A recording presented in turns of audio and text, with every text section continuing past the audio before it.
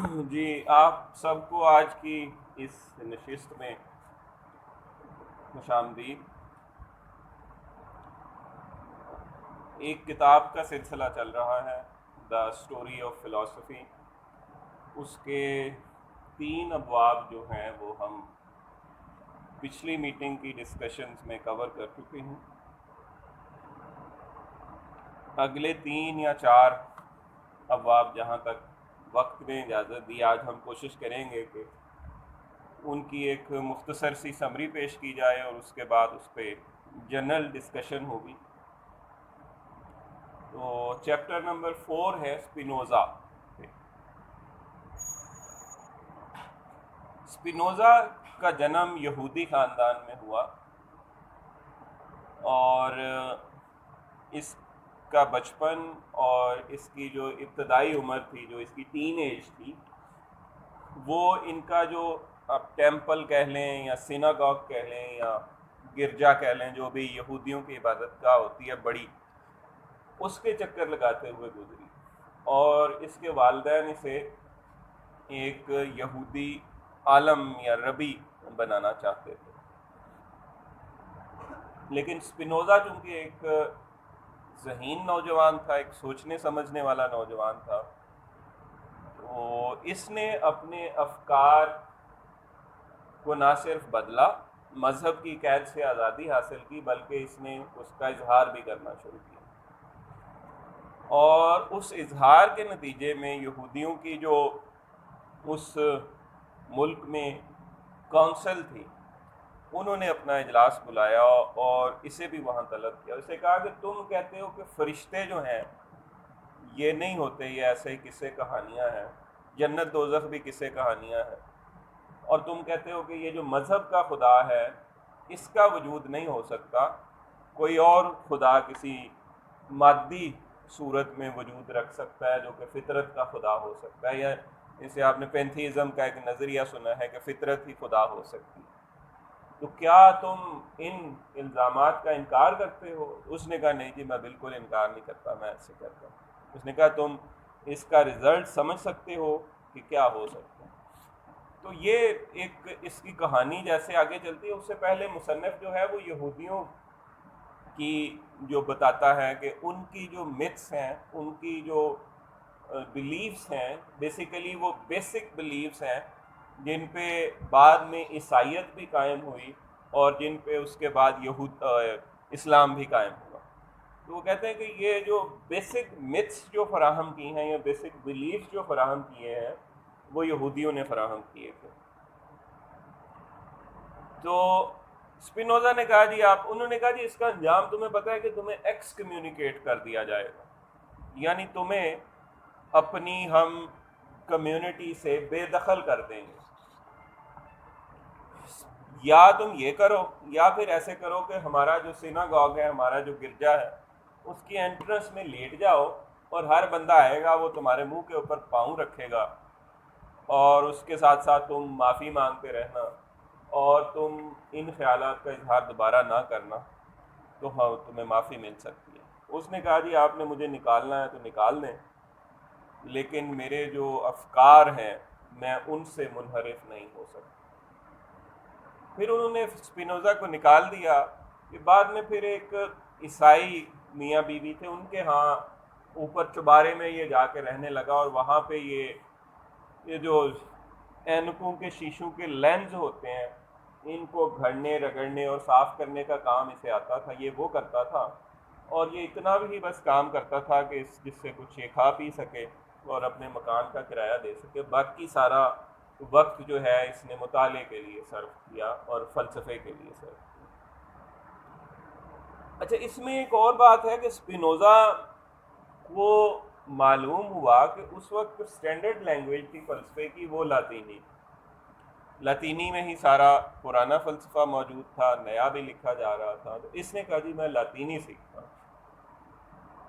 اب اسپینوزا جس استاد سے لاطینی سیکھنے گیا اس کی ایک بڑی خوبصورت بیٹی تھی، تو اس کے ساتھ بھی اسپینوزا کی کچھ دلچسپی شروع ہو گئی، اس لڑکی نے بھی دلچسپی لینا شروع کر دی۔ تو بات اتنی بڑھ گئی کہ لاطینی سیکھنا پیچھے رہ گیا، اور اسپینوزا صاحب جو ہیں اس لڑکی کے عشق میں گرفتار ہوتے چلے گئے. لیکن وہ لڑکی جو ہے اس کے بعد ایک اسپینوزا جو کہ کنگال بندہ تھا، اس کے بعد ایک اور شخص آیا جو اس لڑکی کو قیمتی تحائف دیتا تھا، قیمتی لباس لے کر دیتا تھا، یعنی وہ کافی دولت مند تھا. اس لڑکی کی توجہ ادھر ہو گئی. اس کے نتیجے میں ہمیں جو ہے ایک بڑا فلاسفر ملا. تو اب اس کی اسپینوزا کی پوری توجہ لاطینی سیکھنے کی طرف ہوئی. اس نے لاطینی سیکھ لی. اسپینوزا کا سارا فلاسفیکل ورکس جو ہیں وہ لاطینی میں. اب جب یہودیوں نے اسے اپنی کمیونٹی سے نکال دیا، اس کے بعد یہ اس عیسائی میاں بیوی کے ہاں رہا جا کے، اور اینکوں کے شیشے اور لینز وغیرہ یہ گھڑتا تھا، صاف کرتا تھا. تو وہ رائٹر کہتا ہے کہ قسمت کو کچھ اور منظور تھا. قسمت کو یہ منظور تھا کہ اسپینوزا صرف یہودیوں سے بلونگ نہ کرے، بلکہ وہ پوری دنیا سے بلونگ کرے، اور وہ آنے والی نسلوں میں شعور کو اجاگر کرنے کی ایک شمع بن کے رہے. اسپینوزا اس قدر عظیم فلسفی تھا کہ ایک دانشور نے کہا کہ اگر نپولین بوناپارٹ ایک بہت بڑا جرنیل ہے، تو اگر وہ if Napoleon had been as intelligent as Spinoza, he would have lived in a garret and written 4 books. اس نے یہاں تک کہہ دیا کہ اگر اسپینوزا اتنا ذہین تھا، اگر نپولین اتنا ذہین ہوتا تو وہ کسی چوبارے میں رہ لیتا نپولین، اور 4 کتابیں لکھتا. لیکن نپولین چونکہ اتنا ذہین نہیں تھا، اس لیے وہ جنگیں لڑتا رہا، لوگوں کو مارتا مراتا رہا. اسپینوزا کی جن باتوں پہ گرفت کی گئی وہ یہ تھی، وہ کہتا تھا کہ مذہبی تحریریں جو ہیں یا مذہبی صحیفے جو ہیں، یا جنہیں ہم آسمانی کتابیں کہتے ہیں، دراصل ان میں جو پاور موجود ہے اور وہ جن لوگوں کو کنونس کرتی ہیں، وہ 2 طرح کے لوگ ہیں. یا تو وہ جاہل ہیں، یا پھر وہ ایوریج مائنڈ کے لوگ ہیں. وہ کہتا ہے کہ جو ذہین لوگ ہیں ان کو کبھی بھی مذہبی صحیفے متاثر نہیں کر سکتے. اس بات پہ اس کی گرفت کی گئی. اور پھر اس نے کہا کہ جتنی بھی آسمانی کتابیں ہیں وہ غلطیوں سے بھری پڑی ہیں، اور ان میں بہت زیادہ تضادات موجود ہیں، اور ان میں کچھ ایسی باتیں موجود ہیں جو obvious impossibilities ہیں، یعنی وہ ممکنات میں ہمیں نظر نہیں آتی. تو ان باتوں پہ اسپینوزا کی گرفت کی گئی. وہ کہتا ہے کہ مذہب جو ہمیں خدا بتاتا ہے وہ بڑا شخصی خدا ہے، کہ وہ غصہ بھی کرتا ہے، وہ ناراض بھی ہوتا ہے، وہ دل میں بات چھپا کے رکھتا ہے، اور پھر موقع آنے پہ وہ بدلہ بھی لیتا ہے. لیکن وہ کہتا ہے کہ ایک فلسفی جانتا ہے کہ خدا اور فطرت دونوں ایک ہی ہیں، اور دراصل جو خدا ہے وہ شخصی خدا نہیں ہے، بلکہ وہ بذات خود فطرت ہے. امتیاز صاحب بہتر جانتے ہیں کہ جیسا کہ ورڈزورتھ نے کہا تھا کہ نیچر ہی خدا ہے، تو اسپینوزا کا بھی نظریہ تقریباً وہی ہے. اب اسپینوزا ایک ورڈ یوز کرتا ہے سبسٹنس، بار بار. سبسٹنس کا لفظی مطلب کچھ اور ہوتا ہے، لیکن اسپینوزا کے ہاں اس کا مطلب ہے ریالٹی. اب اسپینوزا کہتا ہے کہ reality, Spinoza identifies substance with nature and God. وہ کہتا ہے کہ جو ریالٹی ہے وہ نیچر ہے، اور نیچر ہی گاڈ ہے. وہ کہتے ہیں کہ خدا جو ہے وہ پھر اسپینوزا سے لوگ پوچھتے تھے کہ بھئی آپ بتائیں، اگر خدا وہ شخصی خدا نہیں ہے جو مذہب کا خدا ہے، تو پھر آپ بتائیں کہ خدا کیا تھا. اسپینوزا کہتا تھا کہ فطرت کے قوانین ہی خدا ہے، وہ قوانین جن پہ فطرت چل رہی ہے وہی خدا ہے. لیکن وہ کہتا تھا کہ خدا God is not an irresponsible autocrat seated in stars. خدا کوئی غیر ذمہ دار قسم کا بیوروکریٹ نہیں ہے، یا غیر ذمہ دار قسم کا مطلق العنان حکمران نہیں ہے جو ستاروں میں جا کے بیٹھ گیا ہے اور وہاں سے احکامات جاری کر رہا ہے. بلکہ خدا جو ہے نیچر کے یہی قوانین ہیں جن پہ یہ دنیا اور یہ کائنات چل رہی ہے. پھر نیکی اور بدی کا ایک تصور ہے کہ مذہب جو ہمیں تصور پیش کرتا ہے کہ جی خدا کی ضرورت ہمیں اس لیے ہے کیونکہ اس دنیا میں جو لوگ نیک کام کرتے ہیں ان کو آخرت میں اس کا اچھا صلہ دیا جائے گا، اور جو لوگ برے کام کرتے ہیں ان کو جہنم میں پھینکا جائے گا۔ تو اسپینوزا کہتا ہے کہ یہ ایک بڑے چھوٹے لیول کی بات کرتے ہیں۔ اب میں جیسے کہ ہر میٹنگ میں یہ کلیئر کرتا ہوں کہ یہ میرے خیالات نہیں ہیں، جس کتاب کی میں سمری پیش کر رہا ہوں اس کے خیالات ہیں، تو یہ اسپینوزا کے خیالات ہی سمجھے جائیں۔ پھر ہے اس کے آپ ایکسپینشن کو دیکھیں تو آپ کو یہ بڑی چھوٹی باتیں معلوم ہوں گی کہ کائنات اتنی بڑی ہے کہ اس کو اس بات کی پرواہ ہی نہیں ہے کہ آپ ستاروں کے مقابلے میں اگر زمین کو دیکھیں تو زمین جو ہے ایک، وہ کہتے ہیں کہ اگر تمام ستاروں کو ایک، چٹھا صاحب بہتر سمجھتے ہیں کہ ہم ایک پہلا چیپٹر پڑھاتے ہیں دا ڈائنگ سن، اس میں وہ کہتا ہے کہ اگر ہر ستارے کو ایک ریت کا ذرہ تصور کیا جائے، اور کائنات میں اتنے ستارے ہیں جتنے پوری دنیا کے سمندروں میں ریت موجود ہے، اور زمین جو ہے اس ریت کا ایک ذرہ ہی نہیں ہے، اس ایک ذرے کا 10 لاکھواں حصہ ہے، اور اس 10 لاکھویں حصے پہ موجود ایک چھوٹا سا جراثیم جسے ہم انسان کہتے ہیں، تو وہ کہتا ہے کہ اگر اس حوالے سے دیکھا جائے تو گاڈ آف نیچر جو ہے وہ تو ایک بہت وسیع و عریض قسم کا ایک کانسیپٹ ہے، تو اسے اس جراثیم کے خود ساختہ اچھائی اور برائی کے بنائے ہوئے معیارات سے کوئی لینا دینا نہیں ہو سکتا۔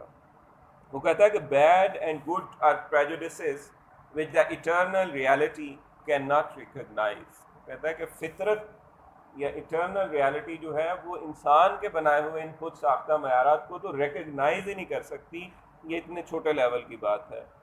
فری ول، وہ کہتے ہیں کہ فری ول پہ، اچھا پھر یہ تھوڑے ڈفرینٹ موضوعات پہ ہم آگے چلتے ہیں۔ وہ کہتے ہیں کہ فری ول کی بات کرتا ہے، وہ کہتے ہیں فری ول بالکل اس طرح سے ہے، اسپینوزا کے ان خیالات سے اب یہاں پہ تھوڑا اختلاف بھی کر سکتے ہیں اگر کرنا چاہیں، اگر آپ اس کی فیور میں ہیں تو وہ بھی کر سکتے ہیں۔ یہ جبر اور قدر کا مسئلہ ہے جو فلسفے کا بڑا پرانا مسئلہ ہے۔ کہتے ہیں کہ فری ول جو ہے وہ بالکل اس طرح جیسے آپ کوئی روڑا پھینکتے ہیں، کوئی وٹا پھینکتے ہیں، اور وہ وٹا یہ سوچ رہا ہے کہ میں نے کہاں پہ جا کے اترنا ہے اور میری سپیڈ کیا ہے اور میں نے کتنے وقت میں جا کے اترنا ہے، اب اس کا سوچنا کتنی کوئی اہمیت رکھتا ہے۔ تو اسپینوزا کہتا ہے کہ انسان کی فری ول جو ہے، جو سرکمسٹانسز ہیں، آؤٹر سرکمسٹانسز ہیں، ان آؤٹر ریالٹیز ہیں، ان کے مقابلے میں اس طرح سے۔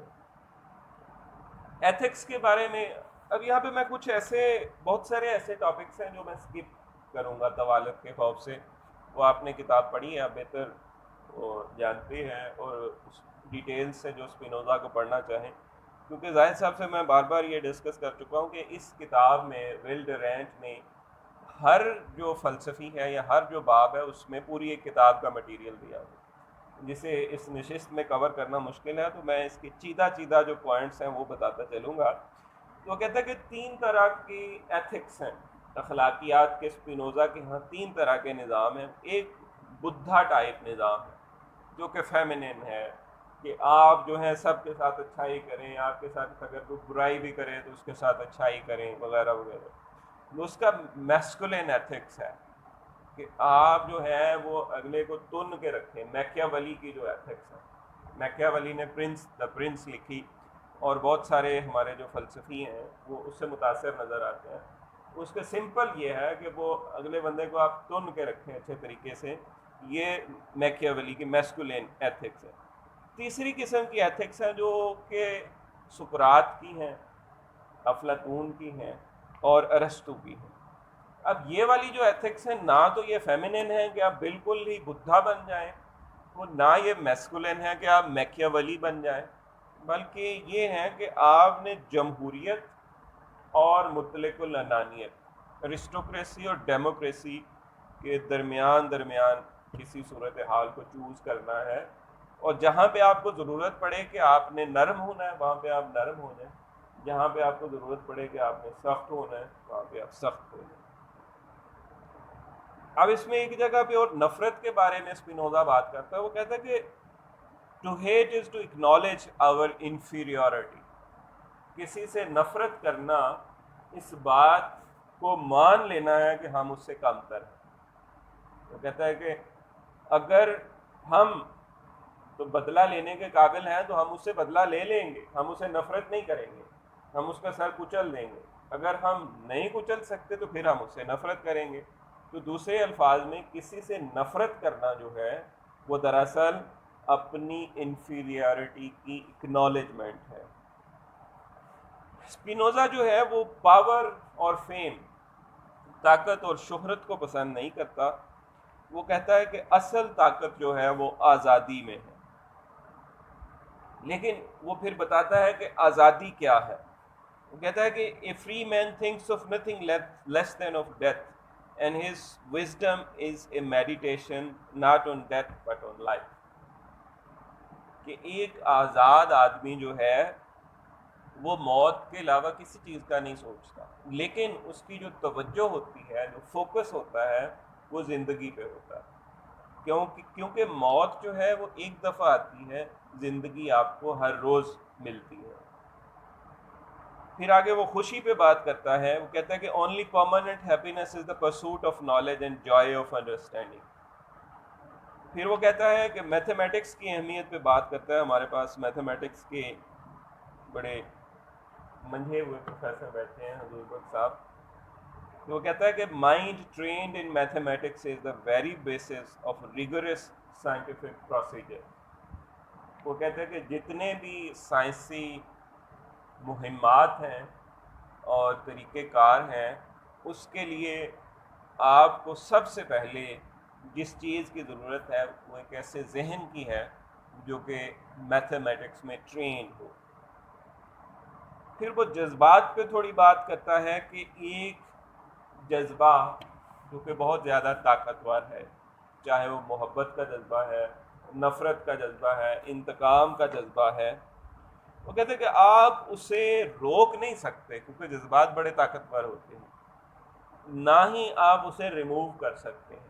اس کا واحد حل جو اسپینوزا بتاتا ہے وہ یہی ہے کہ اس کے مقابلے میں جب تک اس کا مخالف اور اتنا ہی مضبوط کوئی اور جذبہ نہیں آتا, آپ اس جذبے کی قید سے اس وقت تک نہیں نکل سکتے.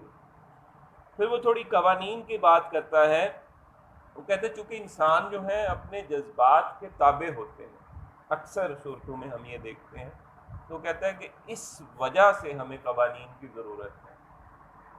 اور طرز حکومت پہ وہ تھوڑی سی بات کرتا ہے. وہ کہتا ہے کہ monarchy is efficient.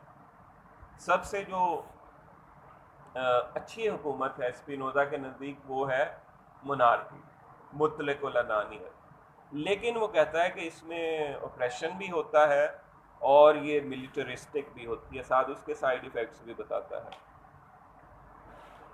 پھر اینڈ میں تھوڑی اس کی ایک امیجینیشن کی اہمیت کی اس نے بات کی ہے اسپینوزا کی. وہ کہتا ہے کہ امیجینیشن اور ریزن دو چیزیں ہیں جن کی مدد سے ہم اپنے تجربے کو آنے والے وقت تک لے جا سکتے ہیں اور ہم اپنے مستقبل کے خالق بن سکتے ہیں اور ہم اپنے ماضی کے غلام ہونے سے رک سکتے ہیں.